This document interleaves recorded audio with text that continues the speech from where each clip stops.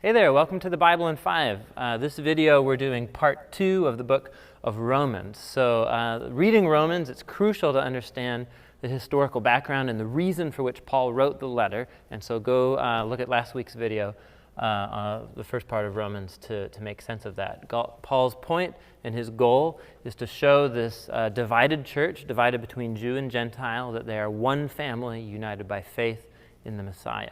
And that's the same main basic point he's making in chapters 1 through 4. And so what he's going to develop in the rest of the letter is a lot of core ideas that he planted here, but that he's going to draw out the implications. So if God's purpose was through the Jewish Messiah to create a whole multi-ethnic family of those who are being saved and redeemed, he begins to draw this out in terms of a much larger story.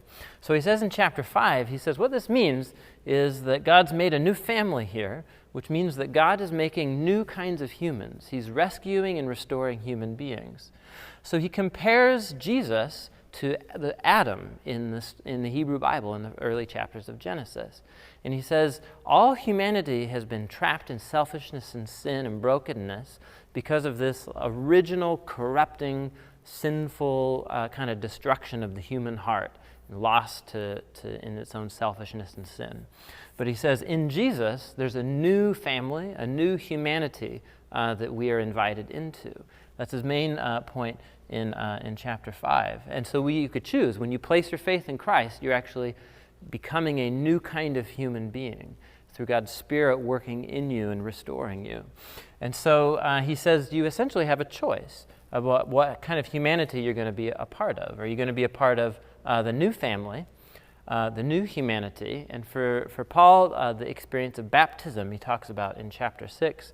It's baptism that reminds you that you've shifted your identity to become part of this new human family in the Messiah.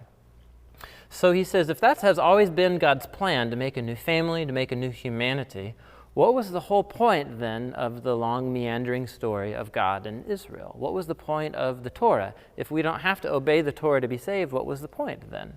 And so Paul develops this in chapters 7 through 8, and he says God's plan was actually to give the Torah to Israel to make a point, to show that Israel, as an example of all human beings, are so broken that giving humanity rules to obey can't actually fundamentally change the human heart. All rules actually do is expose that we're selfish and that we want to break the rules.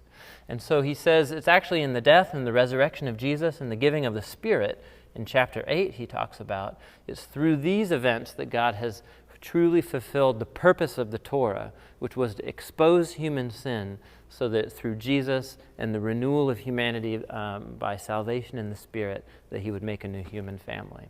So that raises some questions then, of course. Then if the Torah was a temporary fix on human brokenness and sin, what was the whole point then? And what's the status of the people of ethnic Israel now if the Torah is now outmoded? You know, it's now no longer necessary for salvation. And that's what he explores in chapters 9 through 11.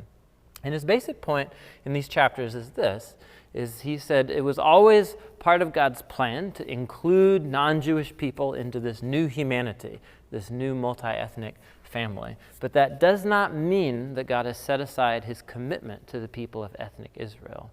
He says the Torah was not the means of salvation, and many ethnic Israelites still reject Jesus as their Messiah because they believe that God's true revelation is found in the Torah. But he says somehow, through some means, God's going to keep his promises to the people of ethnic Israel. Now, from the last video, this makes sense in light of the historical background.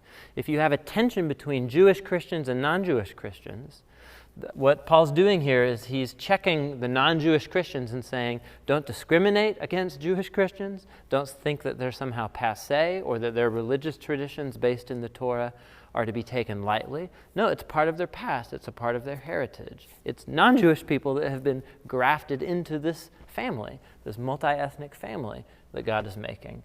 And so he says somehow God will keep his promises, but who knows how that's going to happen. Chapter 11 says it will be a mystery as how God does that.